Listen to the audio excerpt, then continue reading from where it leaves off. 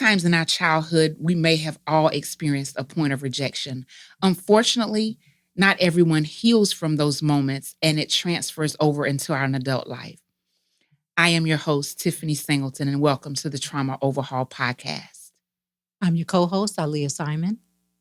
And today we have with us a very special guest, Mr. Barry Knighton, who will share with us some insight on what a rejection wound looks like and how do we successfully heal from that to become who we are designed to be. Welcome to the show, Barry. Thank you for having me. Honored to be here. All right. So glad you're here. Okay, so we are going to start out talking about what rejection looks like in childhood. And if you could enlighten us on what some of those experiences looked like for you. Wow. Rejection, when you think about rejection, for me, I think about the affirmation, the do I exist? Do you see me? Am I real? Am I present? If with everything that you have going on, what about me? Sometimes you're asking yourself questions. Do you see me? Do you care? I see what you're thinking, or I think what you're thinking, but do you see what I'm thinking or what I'm dealing with? And sometimes those moments of wondering, am I still valuable? Am I still an important part of you? Am I still something that you deem necessary to see? Or am I something that you just kind of put on the shelf and then when you're ready, you take me back off? Ooh. And I could be on the shelf for 3 weeks. I could be on the shelf for 1 month. I could be on the shelf for a year. And while I'm sitting on the shelf, I'm getting dusty. And then you look at it and you say, you know what, right now, I don't know if I'm ready to clean that or clean the dust off. And I stay on the shelf just dusty, waiting for someone to clean me off and wondering, does somebody really see me? And so, I mean, with so many different definitions of rejection, I think for me as a kid, really wanting the validation, really wanting to fit in, really wanting, like I think about just in my family and even times of just, trying to understand the dynamics. Like, my mom was young, my mom was 18. So I even think about even understanding my parents and things that they went through, and even how that rejection even is, you think about it, is even passed on, even the emotions and things that's going on with someone trying to deal with themselves and understanding an adult also trying to deal with me, even those challenges. And I think as a kid, it was kind of this thing again of always, am I present? And I don't think it was intentional, but when you're lifing and you're just trying to make it through life yourself, you're trying to find yourself while trying to help somebody find themselves. Wow. Think of someone that's 18 years old trying to help a child find themselves. Right. I'm still trying to understand what happened where I'm at in my own life on top of trying to be a parent. Right. We're trying to understand the dynamics of everything. I'm grateful for the support, like family and grandparents, but it was challenging. And we've had those conversations. And so I think as a kid, my mom would always say that I wish that you were in a 2-parent home. I wish that I gave you the opportunity of that experience, and even recognizing the challenges or things that she felt that I needed to help me deal with rejection or even identity issues, which was a part of even the rejection. So I think for me, I think that's how I would really look at rejection, Do you see me? And you spend most of your life looking for that in other people. It's just kind of a simple question. Does somebody really see me or value me or want anything to do with me? And then you think about rejection, you find other ways to search for it, to look for it, Bad relationships, various situations, the the bad crowd. So in looking for it, you search it out for Acceptance. acceptance. Looking for acceptance. Looking for acceptance. So when it comes to rejection, what type of, because we deal a lot with negative core beliefs or limiting beliefs when there's a rejection wound present, what are some of the beliefs that you held on about yourself that were negative that shaped who you were as an adult? My Lord. My Lord, the negative beliefs. You know, for a long time, I questioned my identity. I didn't think I was very masculine, wasn't really assertive. I used to really self-sabotage my success. You know, I would start things and not finish it, or the minute that somebody rejected me or didn't believe in me, then I accepted that as my truth. You know, like I remember, it's crazy. It's like the minute something would happen, it's like this fear would come over that it's like, oh no, there's a kink in my armor. Which made me think about why I try so hard to be a perfectionist. Why I try to get everything right. Yes. It was so bad with me that if I messed up something on a sheet of paper, I'd get another sheet of paper. Wow. You know, it was, I remember if I didn't do as well on a test, or even if I had a 98 on a test, I'm like, well, how did I miss that question? Why couldn't I get a 100? Why couldn't I get over? And so it's for me, I didn't think I was good enough. I didn't think I was masculine enough. And then I got bullied a lot. Wow. You know, so I mean, I had a lot of people who questioned my identity. So I'm dealing with that. I remember somebody said a derogatory term to me, even in elementary school. And I remember they used that derogatory term, which defines people. You know, you're dealing with things based on their identity or their sexuality. And I never forgot that person said everybody in the lunchroom, he said, I said, well, who are they talking to? And I turned around not even knowing anything. And they told me, he said, he answers by his name. And I said, what? You know, that's my name, that crazy F word that we always say. Wow.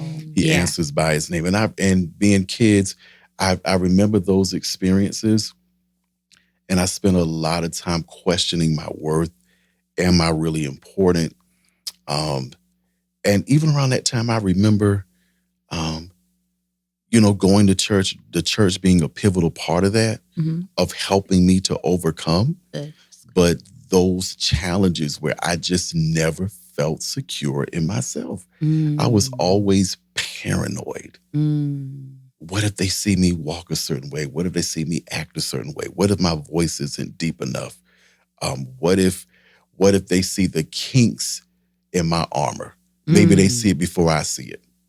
And it'd be crazy because I was at a national conference and I'm like a youth conference, things going well, just doing amazing, just, you know, save the children, you know, and enjoying myself. And somebody comes up and they're like, can I just ask you a question? And they were questioning my identity again. And I'm like, dude, we in Washington, D.C. Like, you mean to tell me when I'm trying to be successful in overcoming this rejection, this follows me here?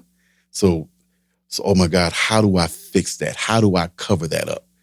You know, how do I mask that so people don't see that? You know, where are my fig leaves so I can cover up what's really going on? I had fig leaves many days. Even God. Wow. Even rejection of God. You know, I know it's, you know, different people on different channels, but, you know, I was big on fig leaves now. Wow. Yeah. I stayed covered up. Wow. Wow. So you just hit on something. You said, even with God. So how did that rejection play out in your walk with God? Because you said you've been in church, right? All your life. And so how did that play out? Like, how was that relationship then? So I remember I took this class because I realized that I needed some help. And the class was called Making Peace with Your Past. Yes, Very Lord. powerful class. Very powerful class. Mhm. And I remember them asking me to draw, well, in the curriculum, it was asking you to draw a picture of God. I said, oh, Lord, okay. How do you really see God? Take the fig leaves off, because he already knows what you're thinking. And I remember drawing this angry person, like this, like lion or something, not the Lion of Judah to protect me, Wow. but the lion that would devour me, that's always looking for an issue, a challenge, a struggle that I could never get acceptance, or I could never get approval from. You are helping somebody right Now, now. yeah. Yeah. Transparency. So I just, in that class, that's how I saw God, this angry Heavenly Father that I could never impress. It's crazy. I mean, I even remember when I gave my life to Christ, and I remember just constantly going to the altar and constantly like, okay, God, I'm going to do it right today. I'm going to get it right today. I didn't understand his love and his mercy.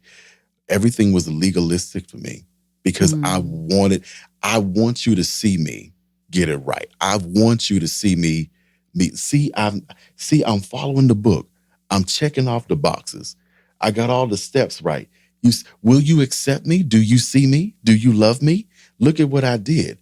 Can I finally get your attention meeting all the requirements? That is so Wow. good. Mm-hmm. That is. And I'm sitting over here trying not to get emotional. I'm trying to, because I can see young Barry, right? Mm-hmm. And just being able to hear the hurt from the inner child. Yeah, that inner. I remember being in a class and they talked about,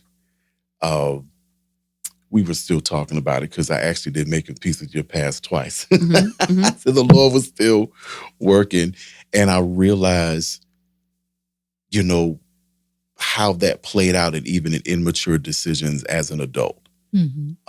Even as a kid and feeling like, did I grow up too fast?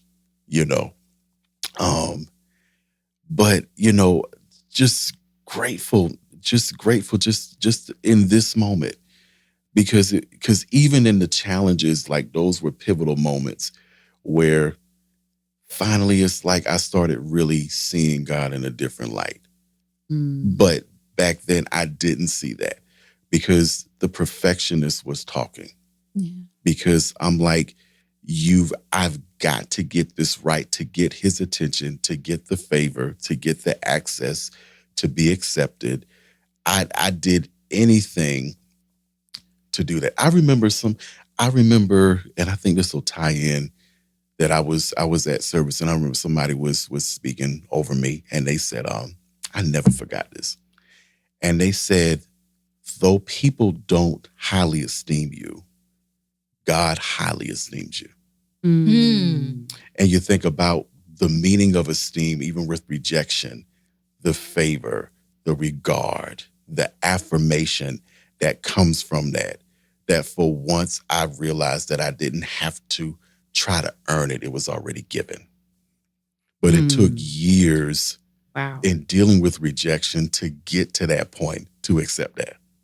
Because even as an adult, I was still looking for that. It was showing up even in church, how I even approach church, how I even approach my life at work. And if I felt like somebody was rejecting me or not accepting me, going into that protective shell, or what do I have to do to fix this situation? Even in people pleasing, which leads you to do things you don't want to do, to go against boundaries, right? Overstepping boundaries, helping people. It could be money, it could be help, it could be time.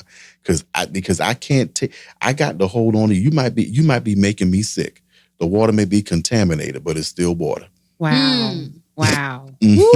Wow. Wow. What do you tend to feel the most pressure for the validation? Like where do you feel the most pressure? Is it in your career? Is it in your personal life? Or is it in aspect of your life? Like, where do you feel that when rejection is really present? When I think for career wise, I see with career. So career wise, if I feel like I've missed the mark, Mm. or like I remember being on a job and challenges, and I'm like, oh God, Lord, this is happening again. This is happening again. And realizing, okay, looking at things with God, is this really I'm being rejected, or renewing my mind to see an opportunity for growth and development? Nice. That's good. Yeah. You know, Yeah, and that's so and so I remember I was praying one time, and God was like, I'm not doing this to hurt you, but where I see you, where you're going, you need that maturity. And so it was more like a father coaching a son, to say, listen, this I'm preparing you for something. You know, it's like you're in the hands of the potter, that they're shaping you and they're moving you. Now you think about when somebody's shaping your face with clay. Now you like this here, you know, got to turn it like this here. And sometimes that thing don't feel good. right. But when you understand the purpose that is done in love and not in hurt and pain, then then for me, I was able to look at it differently. Mhm. So, you know, so when I see God do like something like this here, you know, on that potter's wheel, or I'm spinning around here because he doing something with my arm, I'm like, okay, you're doing something, and I know the motive behind you're doing it, and it's not to hurt me or rejection. It's because you have this beautiful creation, this beautiful masterpiece before the foundations of the world, and you wanted to get back to that because there's second to none. Nobody else can replace that. There's only one mold of me. That's right. You know, That's one right. mold of me. You talked about another thing. A bigger thing is even in church, like just being in church, man, there's 7 days a week, doc. Wow. 7 days, and nothing against church or anything, but I had to check my motives. Was it really service, or was I really looking for the validation? Mm. Was it Wow. really done with the right spirit? And for me, even dealing with addictions, like, I mean, I'll be honest, pornography. I'm just be transparent. People struggle with that. Right. I found ways to cope with that. And so it's like, if I wasn't trying to get it from the church in the wrong way, and I say that because it's a heart to serve in a career, I was finding other channels that was further dragging me down into the gutter. And so, yeah, so coming out looking for, 7 days a week, I had no life, like no life whatsoever. I was there every day, every other day. Right. But it was feeding that wound, because I'm thinking, like, finally, somebody sees me. I'm checking that block, you know, writing that book, checking that block, going through the requirements. Finally, I know I'll be accepted now. You know, finally it's going to happen. Yeah. Wow. But you think about when you set up idols, you know, you think you set up that, will the idol stand or will God stand? And anytime you put God against that idol, what happens? Oh. Mhm. Yeah. You know, Wow. so I had this idol of this image in rejection that I wanted to be, because in that image, I knew if I have that person, that masculine, accepted, check every block, every person, then I knew that I would be accepted, and I knew that I would not be rejected. And finally, I had to get to the point that I had to let go of that idol. Mm. The idol can't do nothing. It can't speak. It can't talk. All it do is stand there. Yeah. You look, it can't do nothing. That's it. So what I'm hearing you say is the idol in your life was the image that you thought would not be rejected by God. Would not be rejected by God or man. or man. So it was another version of you. Another version of you. Because these lips, this body, this life, this skin color ever wasn't good enough. Wow. What was the pivotal moment for you to change? So I remember in 2020, I'll be transparent. I remember at the end of that, I was looking at myself on the choir, I was singing, and I'm like, I got to be a little bit more masculine. I got to have this together. And literally, I had driven myself so crazy that I thought I was going to crash. And a lot of people don't know that. I just felt emotionally, I was just tapping out, because, you know, I was doing all the work, because I was the one putting the idol together. You know, this works and that works. And at the end, it wasn't what I thought it was. It looked a hot mess. Mm. And it was at that point I said, you know what? I need some counseling. I need to talk to somebody. Finally I realized, you know what? These fig leaves ain't gonna do nothing. Mm.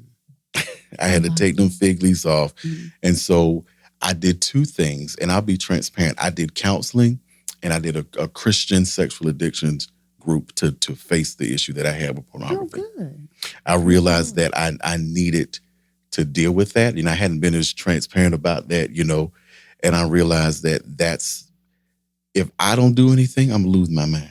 Ooh, that's good. That's good. And we don't need that. No, we don't need that. We don't need Listen, that. we don't need that. I need my mind. Because you have a brilliant mind. Yeah, I need that. So it was at that point that I remember I reached out to a friend and I said, well, who do you go through counseling with?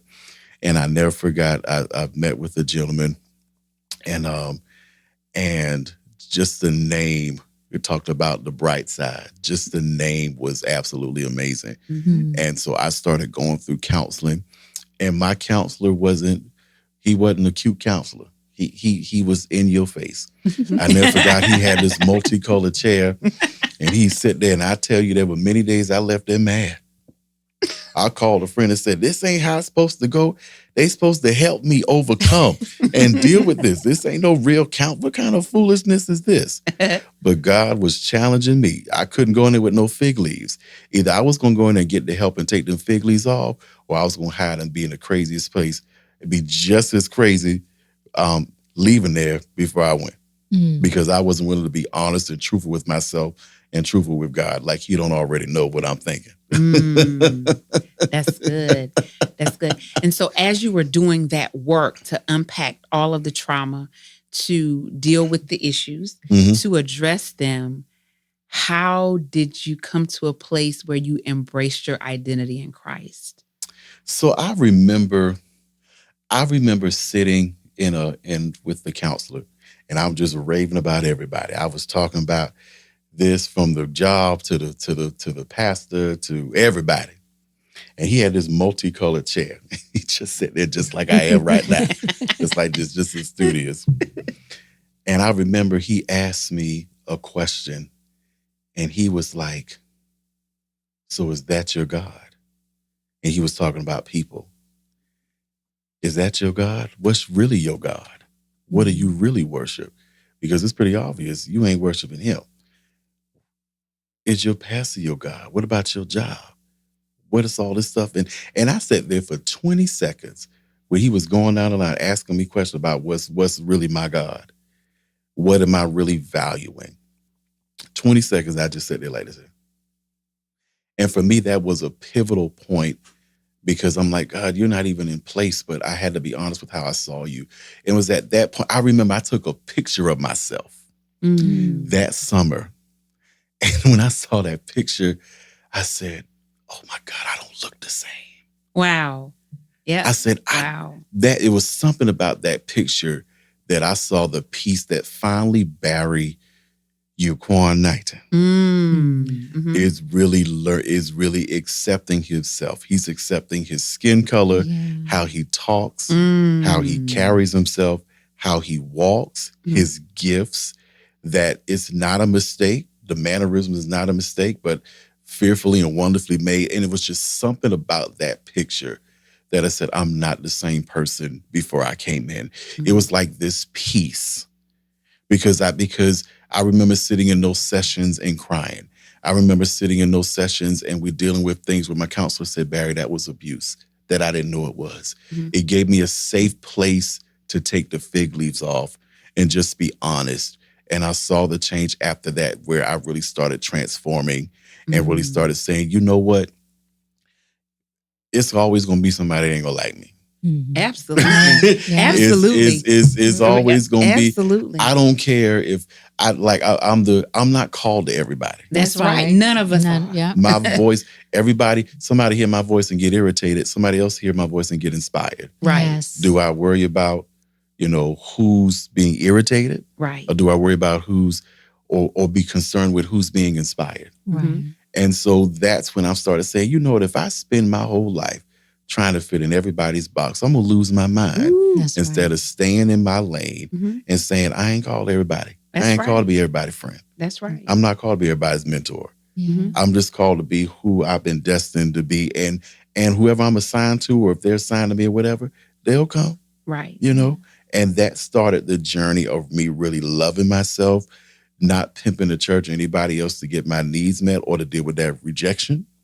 Mm. And to Oh, that move was forward. big just now. Yeah. Let me stop you right there. Right. Because you usually hear it the other way Mhm. about the church pimping other people, as members. But you just said something different that you don't hear a lot. I didn't need to pimp the church to get what I needed. Mhm. Open that up for me real quick. Because I didn't see the church or relationship. I saw it as, what can I get out of it? Like, how can you help? How can it help me? And then I'm a social worker. Isn't that something? Right. Yeah. The social worker, so now it's like I was looking for, like, how can I get my needs met?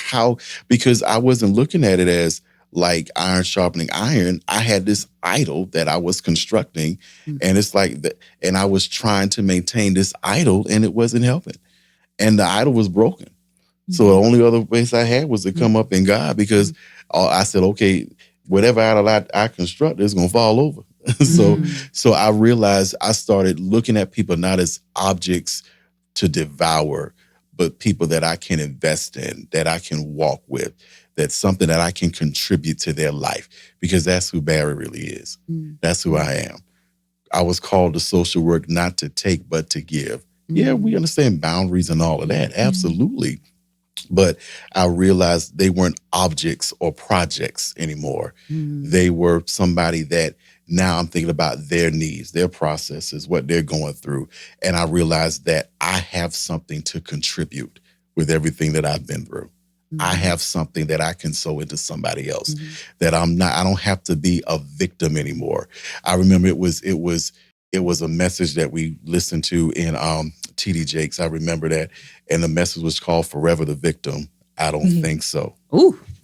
Wow. Barry decided forever the victim. He don't think so. Wow. All right, now. I like he got that. tired of being, I like that. I got tired of being a victim to rejection and a victim to situations. And I started saying, God has given me the power to overcome, to do well in my career, that I don't have to be held hostage to rejection. Right. Yeah. I don't have to walk around with the chains of rejection, walking around in prison all the time. The prison doors were open. I just got to walk through. And I chose to take away that slave mentality of always being enslaved to it and just walking through the doors, because the doors were open. I was just in prison in my own mind, We're going to pause right here for a second. Did you take a moment to hit that subscribe or follow button? Please make sure you take a minute to do so that you never miss an episode, because we are so excited and we want to stay connected to you. Now, back to our show. I was just going to ask, do you have some type of mantra that you say to yourself? So like for me, because like you speaking my language over here, so I'm like, Speak yes, love, honey. speak love. And like just this rejection thing. And I was thinking, one of the things that I learned was that someone can't reject me. I'm a divine expression of God. And so that would be my motto to myself. I can't be rejected. You're human just like me. You cannot reject me. I am a divine expression of God. And that was kind of like my mantra. Like I would say it to myself all the time whenever I would feel like somebody was doing something or saying something that made me feel rejected. Because sometimes it wasn't that they were rejecting me. It was just my own inner stuff. You know what I'm saying? It was my own inner stuff that I hadn't dealt with or that I was dealing with. And now I'm projecting because somebody might have said something to me that I needed to hear, but I took it as rejection. That's right. So like, is there like a motto or something you say to yourself that you have to read? Because for me, I still have to remind myself. I have to remind myself of all the different things that I've gone through. I have to read, just every day, and sometimes it's not every day. It might be every minute. I don't know. But I have to remind myself that I'm enough and can't nobody reject me and all those things. Is there like a motto that you speak over yourself? You just spoke it. For me, it was simple. Like, I am enough. Because for a while, I didn't believe that Yeah. because I was so insecure through rejection. So I was always discrediting myself, or am I enough? Am I a really good friend? Am I a really good person? Can I do this job? Can I do this organization? Can I be in this leadership position? Can I speak? Can I be on a podcast? Yeah. And so for me, just simple as like, I am enough. Like I really can do all things through Christ. Like That I is really correct. can. Now, I quoted that, but did I believe that? Right. Because it came out in my actions. It came out in my self-sabotage of myself, of opportunities. That low self-esteem and that rejection would always show up. So for me now, saying like I am enough, like if somebody like I'll share this, and I think this is important.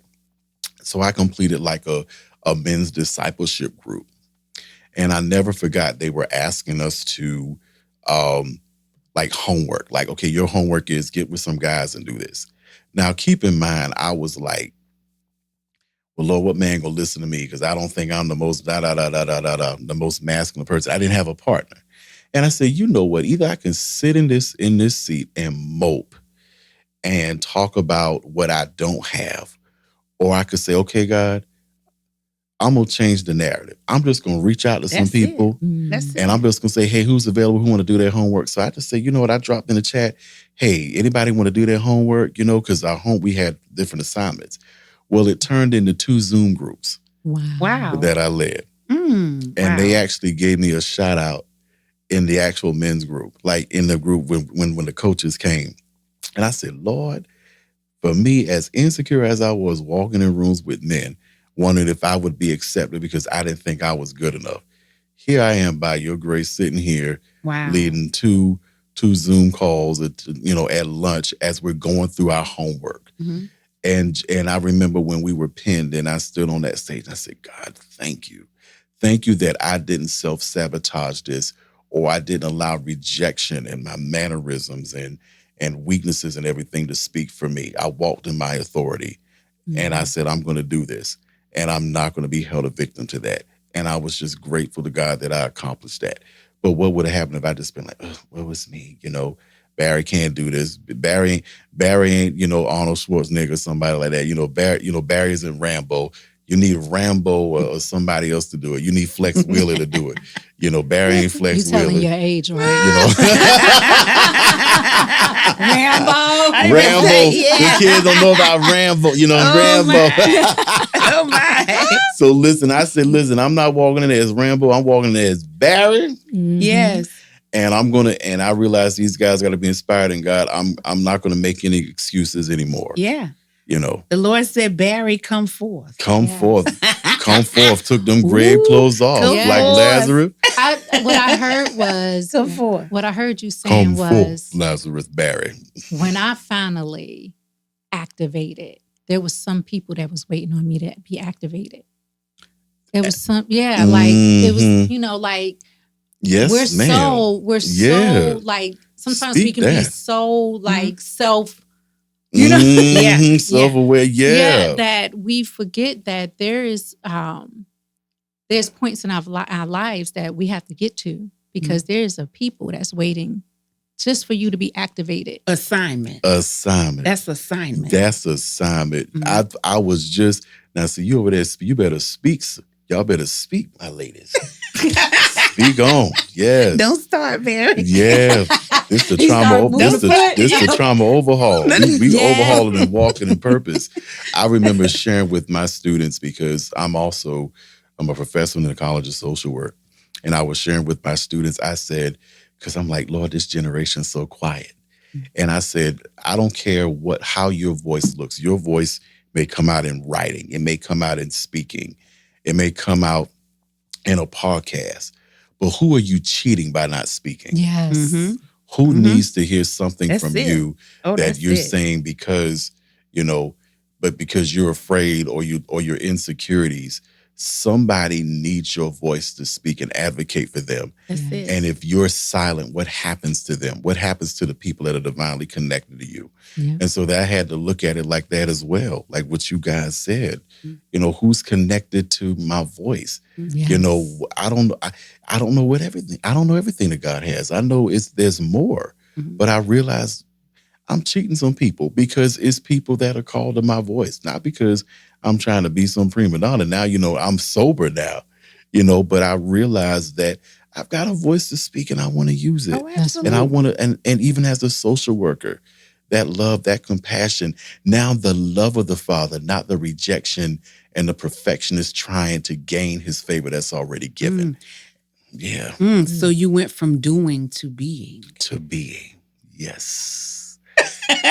You went from doing. And To I'm being. saying that because I was sitting here and because, you know, as a therapist, we're always looking for patterns. And Yes. everything you said, it was like, I tried to do this. Right. I tried to do this. Yes. And I said, because you were dependent on works Yes. for affirmation and for validation. Mm-hmm. When God said, just show up as Barry. When you Yes. be, that's enough. That's enough. Just be That's yourself. enough. Be That's yourself, it. Barry. That is correct. I love it. Yes. It was a young lady who Yes. talked about a bee, Yes. Yeah. a Yes. bumblebee. Yes. And how Yes. they don't focus on they're just Mm. being. They're Mm. going from plant to plant. Yes, Lord. They're not focused on Just- doing, they're being exactly You who gotta they be. are. Just Yes. be. You And so have that to was be. a lesson that I had to learn. Like, you know, my doing will come from the abundance of me just being. Yes. Just being. Yes. It'll come from my overflow. Yes. That's right. Yes. Just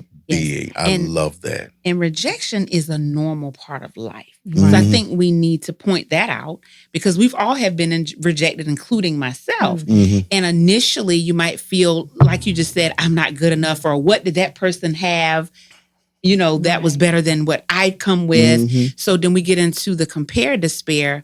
But what helps me now is as I've matured Yes. in Christ and Mm. gotten older, is I look at rejection as a gift sometimes, Mm-hmm.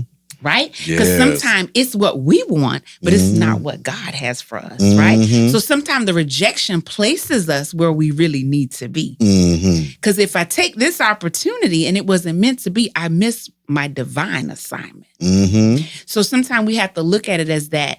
And also, I'm just going to, I have to say, somebody helped me reframe rejection.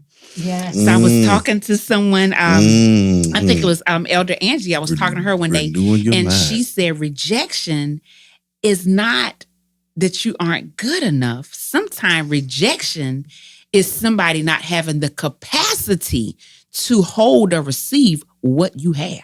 Come Mhm. on. Now you better say that. That thing blessed my whole life. Yes. Now that blessed me. That thing blessed my whole Yeah. life. So now Yes. I no longer receive rejection as a negative thing. Mm-hmm. That's Yeah. good. I Yeah. love that reframe. Yeah. I'm going to be using Yeah. that. Hold on. Yeah. Listen, So- renewing your mind. and it's not Speak my that. quote. Somebody shared it with me, but I will forever hold on to that. I love that. Yes. A whole now, and that was a powerful statement in reframing, and now learning to reframe that rejection. Yes. Because it's not all, you're right. It's not always Mm-mm. something wrong with you. Mm-mm. It's kind of like them people don't really understand what they got, the favor that they have, Mm-mm. and being connected to you. That's correct. You know, Mhm. and so, and it's not an arrogance, Mhm. but it's just like, listen, the type of person that I've built you to be, your humility, your consecration, and everything. If they only understood what it would be in connecting to you, Woo. and it takes people having to see afterwards who you really were, but by that time, Yeah. mm-mm, Yeah. Mhm. Because it's still assignment. It's We're still not for assignment. everybody. That's So right. it is what it is. That's Mhm. right. Yeah. Yeah. That's right. God always has the last say so. Yes, he does. Isn't that awesome that God and not man has the last say so? Always. Mhm. That's right. Absolutely. Powerful. And so sometimes when we say I'm not good enough, so what I share sometime when I hear somebody say that, I say, well, do you believe in God? Yes, ma'am, I do. I said, so what you're telling me is Mhm. you don't trust his ability to design you. Mm-hmm. So what you're telling me is he did not give you everything that you needed. Mm-hmm. right? So what does that say about what you think about him? And do you think that's a slap in his face? Mm. I- Real talk. so when I think of when I would talk to myself about not being enough, right? Mhm. If I'm saying I'm not enough, what qualifies me to say I'm not enough? That is correct. That's You know, right. that is correct. Yes. I mean, if you're not That enough, is how do correct. you know that you're not enough? That is like correct. it doesn't make sense Mhm. because you don't make sense. Yeah. Because That's right. we have a habit of comparing Mhm. to what we think is the epitome of something. Right. And so we compare instead of embracing our uniqueness, Mhm. right? Mhm. So we're trying to compare apples and oranges. God didn't design us the same. Right. And the thing is, you got to realize in looking at somebody, are you really looking at the real them, or are you looking at another idol? Correct. Exactly. You know, are you looking at a facade or something? So because social media nowadays, anybody can put up pictures of them and show you somebody else other than them. Right. You don't know what's happening behind the scenes. That's You it. just Right. don't know. So you comparing yourself to something that's not even real. Exactly. Mhm. That's it. That's Mhm. it. But to be accepted by him By him. is the ultimate goal. Yes. And we know that he loves us and he does accept us. That's right. Right? Sometimes we get too focused on the approval of people, Mhm. but in the end, will that really matter? Right. Absolutely. Will that matter? Absolutely. And you take that and you use it as fuel to move forward in your purpose, versus allowing you to take it back, you Yeah. know? And so I've chosen to take that as the fuel that I need, that drives me and to continue to fulfill my purpose, you know? Yeah. And when I think about you, and because I know you personally, I can say what I'm going to say. And so I feel myself getting emotional because I've seen Barry in the trenches. Mm, I've seen the Barry that was self-doubting. mm, And to hear you today and witness the total transformation is just like, it's like mind-blowing to me, mm. of just the proof of what God can do when we do Yes. the work and when we trust him. When we do the work, no excuses. Do the work. We got to work it out. I had to get in that gym, lift those weights, eat right, and not just eat right physically, but spiritually. And that's it. Do them push-ups, do them jumping jacks, get on that spiritual treadmill, run off all that flesh and that fat, and let's do what we got to do. That's That's right. all. Right. Yes. That's right. I love That's it. right. Get on that spiritual treadmill and burn it. Burn that flesh. Yeah. Mm. So you had to participate in your own healing. Ooh, I had to that's participate it. in my own Active in my own healing. I had to, because love it. when you participate, you understand the cost of it. Come That's it. on. And That's not just it. given to you free. See, when you get something free, you don't tend to value. But when you invest in it and you understand the Ooh, don't cost make me of throw it, this pen. and you understand what it costs, let me tell you something. Ooh. The cost, the sacrifice, Yes, you value sir. stuff, you protect Yes, it. sir. Well, see, when somebody just hand it to you, you play with it. That's It's it. just a toy, That's it. But I put them toys away. I said, I've been in the gym too long for this here. That's it. This costs something. That's it. It's a price, the same price he paid for us on the cross. The price I paid to work out this salvation. That's and right. I valued it. And I said, you know what? The cost is too high for this. Mm. Okay? I can't just throw this away. Mm. Free, you do whatever you want. If you feel like doing it, you don't, because it's free. Right. But when you pay for something, That's it. think about where your mind is. That's No. right. The value increases to The you. value increases. You don't just throw it away like it is, because you understand what happens when you throw it away. Be like, God, how did I mess that up? Look how much that costs. Mm. So I'm grateful for the cost and investing in my own healing and doing, because I recognize, like them counseling sessions, that was a cost. Mhm. Oh yeah. There was nothing free about that. If you want this, you got to pay the price Yes, That's right. And do the work. and do The the work. That's And right. do the work. That's right. But isn't it such a beautiful marriage when we intersect that with our faith? Yes. That's right. Yeah. Absolutely. Mm. Absolutely.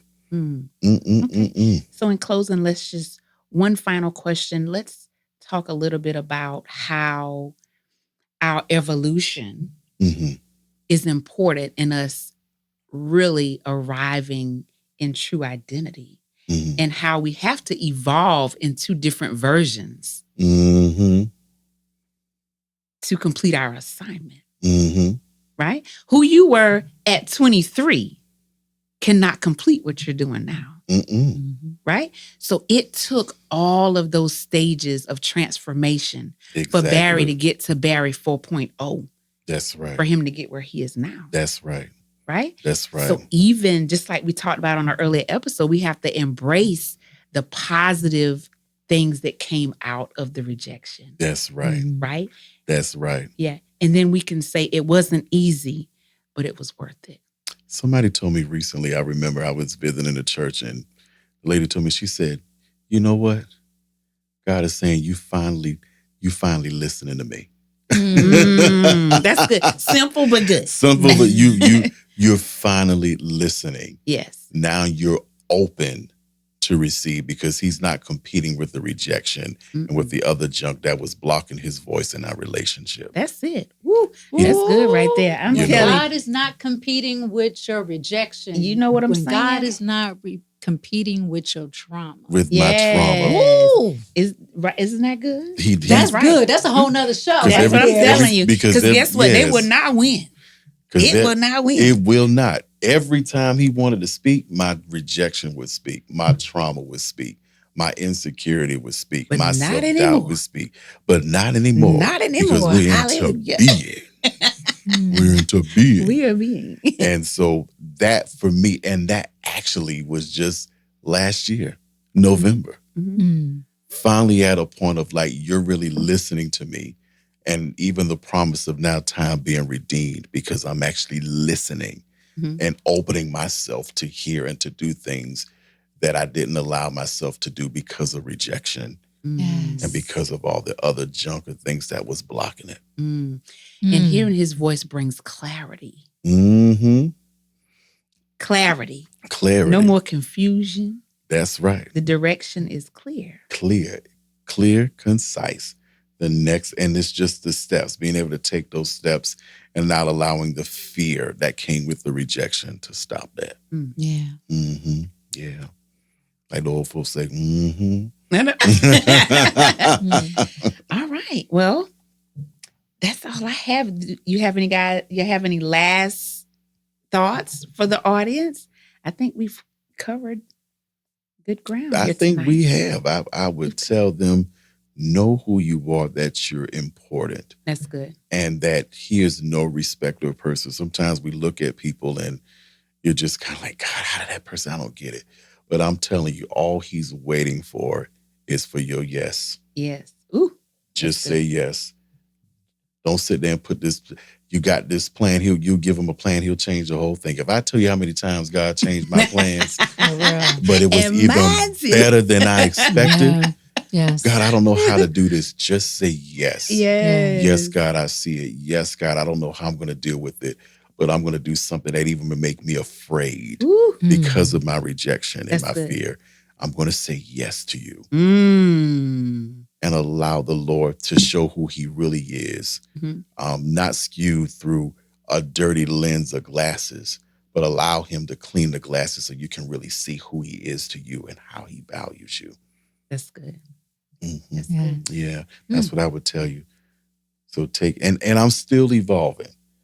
But We it's- all are. But it's Mhm. amazing. Ooh, we all are. But it's amazing when you're evolving from a place of being versus a place of rejection. Yeah. Yeah. That's good. Yeah. Mhm. I Yeah, That's love awesome. that. yeah.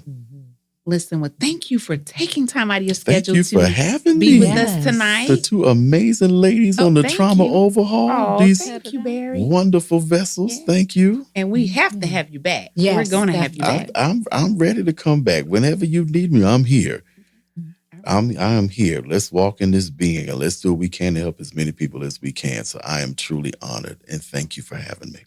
Thank And you. before we close, let everybody know if they want to connect with you, what's your website, tell them about your organization. Yeah, thank you guys. Yeah. So I'm a social worker and I also have a faith-based nonprofit organization. It is called the Vineyard Foundation. So I'm really passionate about missions. social work missions projects. We're actually headed, Lois, we're back to Ghana All for the right. 6th time, hanging out with my fam and friends there. And so really excited to do that. And the actual website is www.thevineyardfoundationsc.com. You can get information about the organization, our projects, what we're doing. And if you'd like to support us, 501c3, you get a chance to see some of the pictures and things that we do.